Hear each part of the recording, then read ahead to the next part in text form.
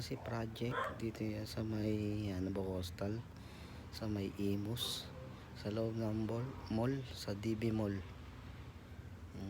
Ayun yung ginawa namin dito. Naglagay kami ng counter. Ayan. Ayan, may mga cabinets.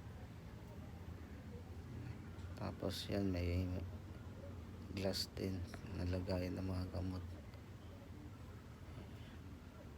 Ayan, mga estante.